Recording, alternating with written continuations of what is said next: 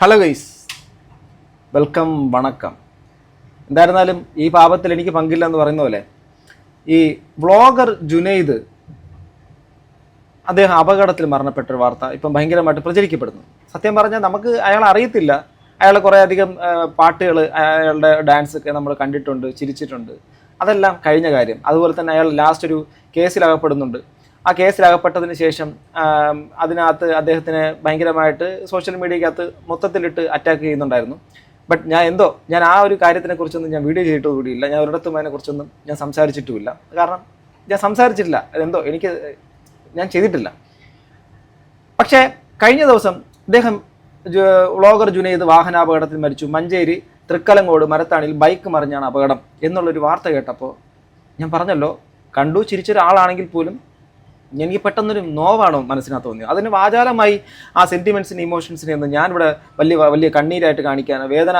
പക്ഷേ എനിക്ക് ഫീൽ ചെയ്തു. ഞാനത് ഏതാണ്ട് 13 മണിക്കൂറിന് മുമ്പ് ഞാൻ പ്രണാമം എന്നൊരു കമൻറ്റ് മാത്രം, ഞാൻ ആ ഒരു പോസ്റ്റ് ലൈക്ക് പോലും ചെയ്യാതെ ഞാനൊരു കമൻറ്റ് കൊടുത്തിരിക്കുന്നതാണ് നിങ്ങളിപ്പോൾ കാണുന്നത്. ഇത് ഇന്നലെ സംഭവിച്ചാണ്. 13 മണിക്കൂറിന് മുമ്പ്. ഞാനത് ഇപ്പോഴും വീഡിയോ ചെയ്യുന്നത് 12:33 ഈ വീഡിയോ ചെയ്യുകയാണ് അടുത്ത ദിവസം. സോ ഞാനിത് കാണിക്കുന്നത് വേറൊന്നും കൊണ്ടല്ല, ഒരാളുടെ മരണത്തിനെ നമ്മൾ ഒരിക്കലും കളിയാക്കുകയോ മരണത്തിന് ശേഷം അവരെ അപമാനിക്കാനോ ശ്രമിക്കാൻ പാടില്ല എന്നുള്ളതാണ്. അറ്റ്ലീസ്റ്റ് എന്തിനാണത് ചെയ്യുന്നത്, അതുകൊണ്ടുള്ള എന്ത് ബെനിഫിറ്റാണ് കിട്ടുന്നത് എന്ന് എനിക്കറിയില്ല. അപ്പം നിങ്ങൾ ചോദിക്കും, ഇതെന്തിനാണ് ഇപ്പം ഇങ്ങനെ സംസാരിക്കുന്നത്? ഞാൻ പറഞ്ഞുതരാം. ഇപ്പം കാണുന്ന ഖൈസാണ്. ഇറ്റ്സ് മീ ഖൈസ്. ഇവൻ കുറച്ച് മുമ്പ് ഒരു വീഡിയോ ഇട്ടു. ആ വീഡിയോയ്ക്കകത്ത് ഈ മരണപ്പെട്ടിട്ടുള്ള ജുനൈദിനെ കളിയാക്കി പരിഹസിച്ചുകൊണ്ട് അവൻ്റെ മാനറിസവും മൊത്തം നിങ്ങൾ കാണണം. എങ്ങനെ നിനക്ക് കഴിയുന്നടാ ഊളെ എന്ന് എനിക്ക് ചോദിക്കാനുള്ളൂ. പച്ചത്തെറി വിളിക്കേണ്ടതാ, പച്ചത്തെറി. പക്ഷേ വിളിക്കാത്തെന്ന് വെച്ച് കഴിഞ്ഞാൽ കുറെ കുട്ടികളും കാണുന്നുള്ളതുകൊണ്ടാ.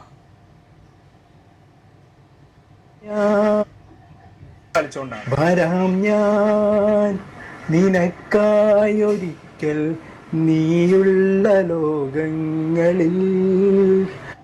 നിങ്ങളിത് കാണുന്നുണ്ടോ? ഒരാൾ മരണപ്പെട്ടതിന് അയാൾ ഓർമ്മ അയവിറക്കുന്നതാ. വരാം ഞാൻ എന്നുള്ള സാധനം പുള്ളിക്കാരൻ കളിച്ചത്. അതിന് എങ്ങനെ കഴിയും?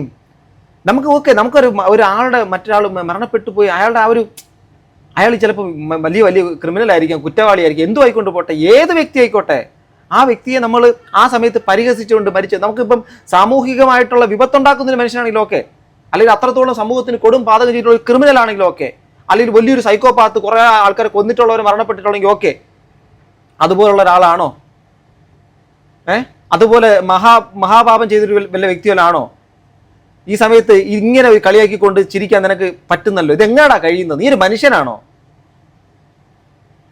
വരും നേരം എന്നോട് ചേരണമെൻ ജീവനിൽ നീ, അതില്ലാതെ വയ്യം നെഞ്ചോരം.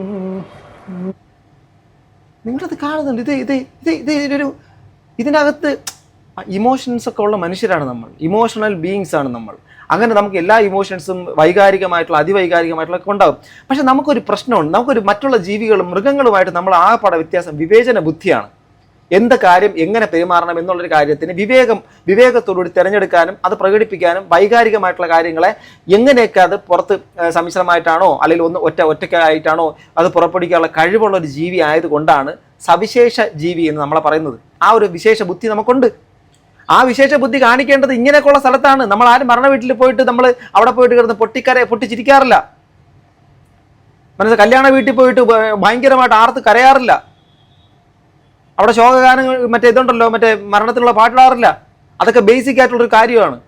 അതുകൊണ്ട് മരണപ്പെട്ടൊരു വ്യക്തിയെ ഓർക്കാൻ വേണ്ടിയിട്ട് അയാളുടെ സംഭവത്തിന് നമുക്ക് പറയാം. ഇങ്ങനെ പറഞ്ഞൂടെ, അദ്ദേഹത്തിൻ്റെ ഒരുപാട് നല്ല കോമഡി പോലുള്ള സംഭവങ്ങളൊക്കെ നമ്മൾ കാണുമായിരുന്നു, അതൊക്കെ പറഞ്ഞാൽ പോരെ?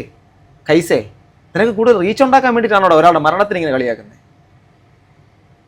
നീ മാത്രം. ഈ രീതിയിലായിരുന്നു മറ്റൊരു ഡാൻസ് കളിച്ചത്. അല്ല, കണ്ട് സ്റ്റെപ്പ് കാണാപാടായി കളിച്ചോണ്ടാണ്. വരാം ഞാൻ നിനക്കായൊരിക്കൽ നീയുള്ള ലോകങ്ങളിൽ, വരും നേരം എന്നോട് ചേരണമെൻ ജീവനിൽ നീ, അതില്ലാതെ വയ്യം നെഞ്ചോരം നീ മാത്രം. ഈ രീതിയിലായിരുന്നു മറ്റൊരു ഡാൻസ് കളിച്ചത്. അല്ല, കണ്ട് സ്റ്റെപ്പ് കാണാപാടായി കളിച്ചുകൊണ്ടാണ്. നിങ്ങൾ ആലോചിച്ച് നോക്ക്, അവനത് സീരിയസ് ആയിട്ട് തന്നെ പറയുക. ഈ മച്ചാൻ്റെ ഈ ഒരു സാധനങ്ങൾ കണ്ടുകൊണ്ട് ഇത് കാണാപ്പാടായി എന്ന് പറയാം. ആധികാരികമായിട്ട് അത് കളിയാക്കിക്കൊണ്ട് തന്നെ അല്ലേ പറയുന്നത്. ഇതിനകത്ത് ഇതൊക്കെ എൻ്റെ കണ്ണിന് വല്ല കുഴപ്പമുണ്ടെങ്കിൽ നിങ്ങൾ പറയണം. ഇതിൻ്റെ കമൻറ്റ് ബോക്സ് കാണാം. Make fun of someone who died. മറ്റൊരാളുടെ മരണത്തിനെ വെച്ചിട്ട് നീ അതിൽ സന്തോഷം അല്ലെങ്കിൽ ഫണ്ണ് കണ്ടെത്തുന്നു, അതിനെ കളിയാക്കുന്നു. ഇതാ പറയുന്നത്. മരണം കൊണ്ട് ആരും വിശുദ്ധനാവുന്നില്ല, എന്നാൽ ഒരാളുടെ അവസാന യാത്ര അല്പമെങ്കിലും മാന്യത കാണിക്കുക എന്നുള്ളത് നമ്മുടെ കടമയാണ്. ഈ കമൻറ്റ് ചെയ്യുന്നത് സത്യമല്ലേ? പാവം വിശ്വസിക്കാൻ പറ്റുന്നില്ല എന്ന ആൾക്കാർ ഇതിടുന്നു. എന്നൊക്കെ ഇതാണ് മരിച്ച ആളെ കളിയാക്കാനും വേണം അന്തസ്. സത്യം. ഇവനെപ്പോലുള്ളല്ലാതെ വേറെ ആരും ഇങ്ങനെ ചെയ്യുമെന്ന് ഞാൻ വിശ്വസിക്കുന്നില്ല. വേറെ ആരും എന്തോ ആവട്ടെ, നിങ്ങളിപ്പോൾ ചെയ്ത് ശരിയായില്ല, പുള്ളി മരിച്ചു പോയതല്ലേ. ആൾക്കാർ ചോദിക്കുക. ഇതാണ് മരിച്ചവരെയും വെച്ച് കാശുണ്ടാക്കും, എന്ത് ലോകം റബ്ബേ. ഉളുപ്പുണ്ടോ കൈസ്? മരിച്ച ആളെ ഡാൻസ് ആക്ഷൻ ചെയ്ത് കളിയാക്കുന്നു. മരിച്ചാൽ മാത്രമേ മനുഷ്യൻ നല്ലവനാവുകയുള്ളൂ നാട്ടുകാർക്കിടയിൽ എന്ന് പറയുന്നു. നിങ്ങളെ എല്ലാ വീഡിയോയ്ക്കും ഫുൾ സപ്പോർട്ട് ഉണ്ടായിരുന്നു, ബട്ട് മരിച്ചു പോയ ഒരാളെക്കുറിച്ച് ഇങ്ങനെ പരിഹസിച്ച് വീഡിയോ ചെയ്യാൻ പാടില്ലായിരുന്നു എന്ന് പറയുന്നു. നീ അവൻ്റെ മരണം വിറ്റ് കാശാക്കുന്നു, മരിച്ച മനുഷ്യൻ്റെ ഇറച്ചി തിന്നല്ലേ, നിങ്ങളുടെ വീഡിയോ കണ്ടന്റ് മോശമായി വരുന്നു എന്ന് പറയുന്നു. Make fun of someone. നിങ്ങൾ ആലോചിച്ച് നോക്കുക. ഇതൊക്കെ ഈ കൈസിനെ കാണുന്നവർ തന്നെയാണ്. പുള്ളി മരിച്ചില്ലേ, ഇങ്ങനെയൊക്കെ ഇടാമോ, മരണമാണോ ഓർത്തോ എന്നൊക്കെ പറഞ്ഞിട്ട് ആൾക്കാർ തന്നെ ഇവനെ പിടിച്ച് ഏറി കയറ്റുന്നുണ്ട്. മനുഷ്യനാവടാന്ന് പറഞ്ഞിട്ട്. ഇയാൾക്കും വേറെ വിഷയമില്ലാത്തത് കൊണ്ടാണ് കർമ്മ. ആ കർമ്മ എന്നുള്ള സാധനം മരിച്ചാൽ പോലും വെറുതെ വിടൂലേ? അദ്ദേഹം അവരുടെ കഴിവ് കാണിക്കുന്നത് എന്താ പ്രോബ്ലം? കളിയാക്കാൻ എല്ലാവർക്കും പറ്റും. ഇത് സത്യം പറഞ്ഞാൽ ഇന്നാണ് ഇയാളുടെ വീഡിയോ ഈ യൂട്യൂബ് ഈ ചാനൽ തുറന്ന് കാണുന്നത്. പേഴ്സണൽ ലൈഫ് എന്തുമാകട്ടെ, ബട്ട് ഇത്ര യങ് ആയിട്ടുള്ള ഒരാൾ പെട്ടെന്ന് മരിച്ചു. ഓക്കെ, അതിന് ആക്സിഡൻറ്റിൽ മരണപ്പെട്ടു എന്നുള്ളൊരു കാര്യമൊക്കെ പറഞ്ഞ് ആൾക്കാർ സഹതപിക്കുകയും പരിതപിക്കുകയും വിഷമിക്കുകയും ഒക്കെ ചെയ്യുന്നുണ്ട്. ഇതിനെക്കുറിച്ച് ഡീറ്റെയിൽ ആയിട്ട് ഈ ജുനൈദിൻ്റെ സംഭവമായിട്ട് നമ്മുടെ പബ്ലിക് കേരള ഖാദർ കരിപ്പുരിയുടെ ചാനലിനകത്ത് ഇന്നലെ അതിൻ്റെ ഒരു വീഡിയോ വന്നിട്ടുണ്ടായിരുന്നു. അദ്ദേഹത്തിൻ്റെ കേസിനെ കുറിച്ചും നാൾവഴികളെ കുറിച്ചും കാര്യങ്ങളൊക്കെ അതൊക്കെ നമ്മൾ ഇനി ചർച്ച ചെയ്യേണ്ട കാര്യമൊന്നുമില്ല. ഇനിയിപ്പോൾ ആളില്ല അല്ലേ, അയാളെ ഇനിയിപ്പോൾ എന്താണ് അതിൻ്റെ കാര്യങ്ങളെക്കുറിച്ചൊന്നും നമ്മൾ ചെയ്യാനോ അതിൻ്റെ പുറകിൽ തോണ്ടിപ്പോകേണ്ട കാര്യമൊന്നുമില്ല. അപ്പോൾ എന്തായിരുന്നാലും അദ്ദേഹം എന്താണെന്നുള്ള റിയൽ കാര്യം ഖാദർ പറയുന്നുണ്ട്, കേൾക്കാം. വീഡിയോ ഇടുന്ന ഒരു ബ്ലോഗർ എന്നൊക്കെ വിളിക്കാൻ പറ്റുന്ന ഒരാൾ, നമുക്കൊക്കെ സുപരിചിതനായ ജുനൈദ് എന്ന് പറയുന്ന ബ്ലോഗ്. മെഡിക്കൽ കോളേജിലുള്ള അദ്ദേഹത്തിൻ്റെ ബോഡിയുടെ ഒരു ചിത്രം പുറത്തു വന്നിട്ടുണ്ട്. നമ്മുടെ തന്നെ വേണ്ടപ്പെട്ട ഒരാൾക്ക് ലഭിച്ചതാണ്. അപ്പോൾ അദ്ദേഹം ആ ഫോട്ടോ കൊണ്ട് അദ്ദേഹത്തിൻ്റെ നാട്ടിലേക്ക് അത് അയച്ചു കൊടുത്തപ്പോൾ അത് സ്ഥിരീകരിച്ചിരിക്കുകയാണ്. മരണപ്പെട്ടത് ജുനൈദ് തന്നെയാണ് എന്നുള്ളതാണ് പറയുന്നത്. ജുനൈദ് എന്ന് പറയുമ്പോൾ നമ്മുടെ ആ വീഡിയോ ഒക്കെ ചെയ്യുന്ന ഒരാളാണ്. അപ്പോൾ അത് പോലീസ് തന്നെ കൺഫർമേഷൻ ചെയ്യുന്ന ഒരു ഓഡിയോ ക്ലിപ്പ് ഉണ്ട്. നമ്മുടെ പബ്ലിക് കേരളയുടെ റിപ്പോർട്ടർ ആഷലി വിളിച്ചിട്ട് ചോദിച്ചൊരു കാര്യമുണ്ട്. അത് ഇവിടെ പ്ലേ ചെയ്യാം, കൺഫർമേഷന് വേണ്ടിയിട്ടാണോ. ഇപ്പോൾ അവിടെ ഒരു ആക്സിഡന്റ് കേസായിട്ട് ഒരു യൂട്യൂബർ ജുനൈദ് എന്ന് പറയുന്ന യൂട്യൂബർ മരണപ്പെട്ടു എന്ന് പറഞ്ഞിട്ടൊരു വാർത്ത ശരിയാണോ? മരിച്ചൂന്നറിയാം, അവര് ബന്ധുക്കളാരും എത്തിയിട്ടില്ല. എന്താണ് എങ്ങനെയാണ് മരണപ്പെട്ടത് അറിയില്ല. അവര് നമുക്കിപ്പോ അവിടെ മറ്റു കോളേജിൽ വിളിച്ചു പറഞ്ഞേ ഉള്ളൂ, അല്ലാതെ വേറെ ഇൻഫർമേഷൻ കിട്ടിയിട്ടില്ല. ജുനൈദാണ് നമ്മുടെ ഈ യൂട്യൂബിലൊക്കെ വീഡിയോ ഇടുന്ന ജുനൈദാണെന്നുള്ളത് കൺഫേം ചെയ്തു അല്ലേ? അതെനിക്കല്ലേ, ജുനൈദ് പറഞ്ഞ ആളാണ്, യൂട്യൂബർ ആണോ എന്താണെന്ന് അറിയില്ല. യൂട്യൂബർ അയാള് ജുനൈദ് ആണോ? ആണ് യൂട്യൂബർ ആണല്ലേ? ഇതിന്റെ ഇടയ്ക്ക് ഒരു കേസ് ഒക്കെ വന്ന അതേ ആളല്ലേ? എങ്ങനെ ഇതിന്റെ ഇടയ്ക്ക് ഒരു കേസ് വന്നില്ല ഒരു അവരിനാണ്? ഓക്കെ, അപ്പോൾ കാരണം കിട്ടിയിട്ടില്ല അല്ലേ? അപ്പോൾ ഇത്തരം പ്രചരണങ്ങളൊക്കെ നടക്കുമ്പോൾ ഫേക്ക് എന്ന് പറയുമ്പോൾ അതിന് ഒരു കൺഫർമേഷൻ നല്ലതൊരു ഒഫീഷ്യൽ ഭാഗത്തു നിന്ന് ലഭിക്കുന്നത് തന്നെയാണ്. ഓക്കെ, സത്യം പറഞ്ഞാൽ ഒന്നൊരു റംസാൻ മാസം. ഓക്കെ, ആ മനുഷ്യൻ എന്തായിക്കോട്ടെ, നമുക്ക് അതിൻ്റെ കാര്യങ്ങളും മറ്റുള്ള കാര്യങ്ങളൊക്കെ നിയമപരമായിട്ട് നീങ്ങേണ്ടതും മറ്റുള്ള സംഭവങ്ങളൊക്കെ തന്നെയാണ്. അത് ആ വഴിക്ക് നടക്കട്ടെ, നല്ല അതിൻ്റെ. പക്ഷേ ഇതിപ്പം ഖൈസ് ഇതൊക്കെ എന്തുകൊണ്ട് ഇമ്മച്യൂരിറ്റിയുടെ ഒരു പീക്കാണ്. എന്തോ ഈ കാണിച്ചു വെച്ചിരിക്കുന്നത് അയാളെ. ഇപ്പം നമ്മളിപ്പോൾ ഇതൊരു അതുല്യനായിട്ടുള്ളൊരു ഹാസ്യ താരത്തിൻ്റെ സംഭവം നമ്മൾ അതിനെക്കുറിച്ചൊരു സദസ്സിൽ പോയി സംസാരിക്കുക എന്ന് വിചാരിക്കുക. ഓക്കെ, ആ ഹാസ്യ താരത്തിനെ കുറിച്ച് ആ മരണ ദിവസം തന്നെ നമ്മൾ അല്ലെങ്കിൽ ആ അടുത്ത ദിവസങ്ങളിൽ നമ്മൾ സംസാരിക്കുന്ന സമയത്ത് അദ്ദേഹത്തിൻ്റെ ഈ ഓർമ്മകൾ അയവിറക്കുന്ന സമയത്ത് നമുക്ക് പറയുമ്പോൾ ആ ഒരു മിനിമം ആ ഒരു റെസ്പെക്റ്റ്, ആ ഒരു മരിച്ച വ്യക്തിയോടുള്ള ഒരു റെസ്പെക്റ്റ് നമ്മൾ കൊടുത്തുകൊണ്ടല്ലേ സംസാരിക്കൂ. അതൊരു ബേസിക് ആയിട്ടുള്ള ഒരു മാനേഴ്സ് അല്ലേ, അത് പഠിക്കണ്ടേ? നാളെ നീ ഒരു കാര്യം ചിന്തിച്ചു നോക്ക്, ഇത് തന്നെയാണോ, ഞാനത് പറയുന്നില്ല, ഓക്കെ, ഇതിങ്ങനെയാണോ ചിന്തിക്കേണ്ടത്, ഇങ്ങനെയാണോ പ്രവർത്തിക്കേണ്ടത്? ഇത് കാണുന്നപ്പോൾ നിങ്ങൾ പറ, ഈ ഒരു സാധനത്തിനെ കണ്ടിട്ട് നിങ്ങൾക്ക് എന്താ തോന്നിയത്? ഈ പുള്ളിക്കാരൻ്റെ ഈ ഒരു വീഡിയോ കണ്ടിട്ട് എന്താ തോന്നിയത്? മരണപ്പെട്ടു പോയി വിട്ടേക്കണം.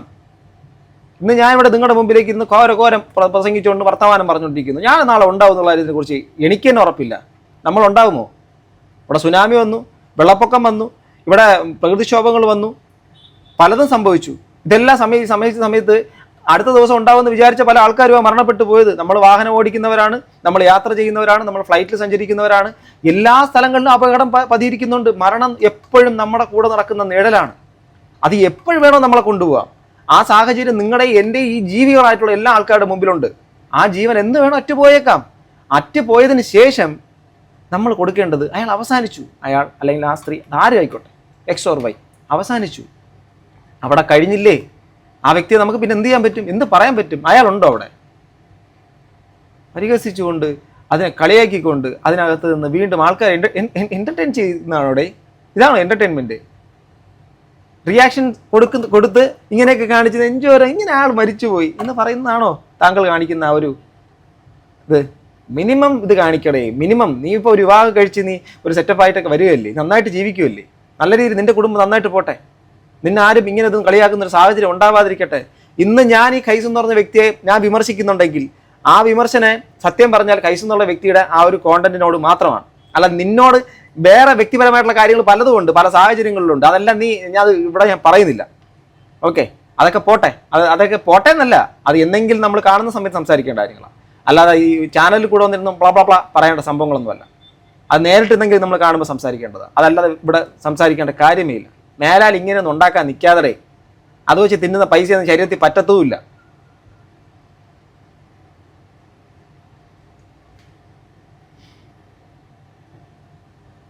പ്രിയപ്പെട്ട സുഹൃത്തുക്കളെ, നിങ്ങൾക്ക് എന്താണ് പറയാനുള്ളത്? താഴെ കമന്റ് ബോക്സിൽ രേഖപ്പെടുത്തുക. എന്തായാലും ജുനൈദിൻ്റെ ആത്മാവിന് നിത്യശാന്തി ലഭിക്കട്ടെ. അതോടൊപ്പം തന്നെ അതിൽ കൂടുതൽ എന്ത് പറയാൻ പറ്റും? നിങ്ങളുടെ അഭിപ്രായം താഴെ കമന്റ് ബോക്സിൽ അടുത്തൊരു പിടിച്ചിരുന്നു.